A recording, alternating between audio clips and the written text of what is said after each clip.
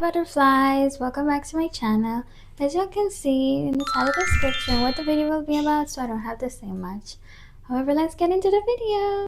First, we'll be starting with changing your underwear while menstruating, even without a visible mess. Reasons to be said is that the area sweats and it causes bacteria to build up easily because that area is very warm and moist as your body produces heat. So you got to be careful with that. The body heat cause odor, skin irritations, and infections. I went into a comment section once and I was very disgusted because everybody in the comments were like, oh, I don't change my underwear. If it has no mess, I just wear it back again. Like, that's very disgusting. I was shocked to not see anybody changing their underwear because this can put you at risk for BV and yeast infection. Second is change your sanitary napkin every 3 to 4 hours. As I've mentioned before, your body produces heat. So with that being said, it's easier for moisture to build up, which harbors bacteria. So change your sanitary napkins, your menstrual cup, and tampons. And not to mention about toxic shock syndrome. So if you're someone who uses menstrual cup or tampons, please remove it within the 3 to 4 hours because you don't want to have a toxic shock syndrome because this could cause serious problems where you'd have to end up into an ER. This also maintains hygiene, it stops bad smells, and it prevents leaks and skin rashes, and it also stops bacterial growth as menstrual blood is very warm. Next, we're going on to towels and bath rags.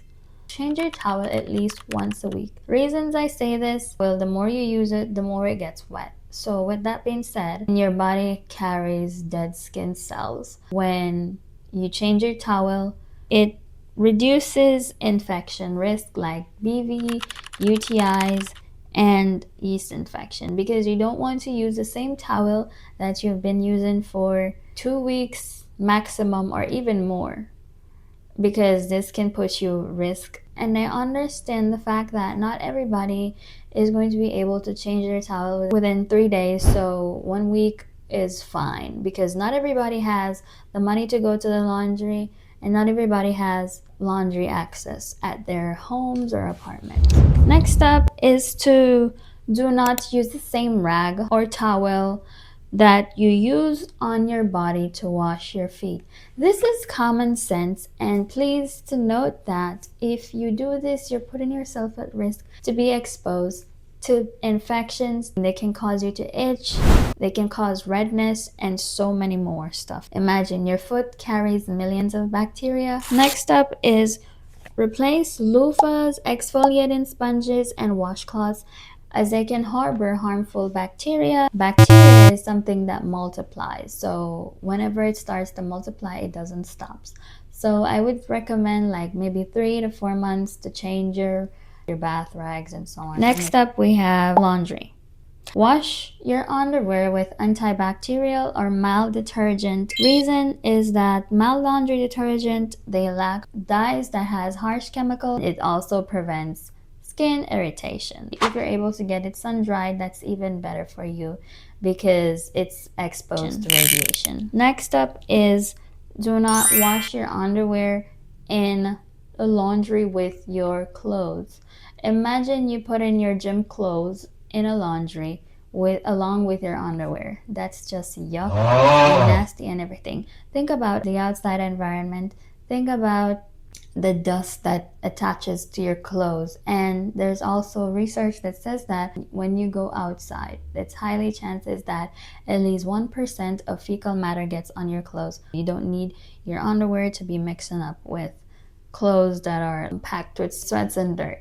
Underclothes and personal hygiene. Don't stay in sweaty clothes or swimsuits too long. This causes risk of developing fungal infection because our area is more sensitive. Fungal infections like ringworm or tinea corpus.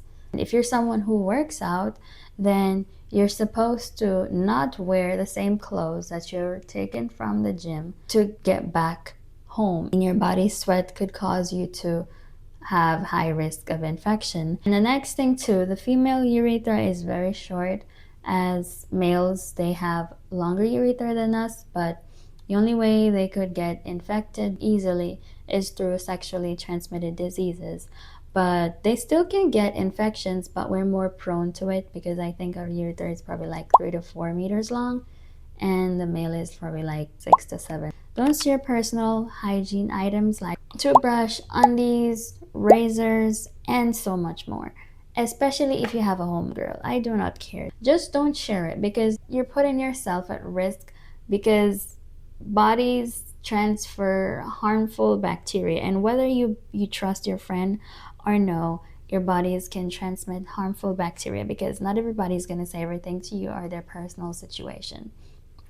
So this could transmit harmful things like viruses, fungi, and parasites. Toothbrushes trap saliva and oral bacteria, and then razors contains dead skin cells, and it also can put you at risk to have HIV. It can be transferred through blood.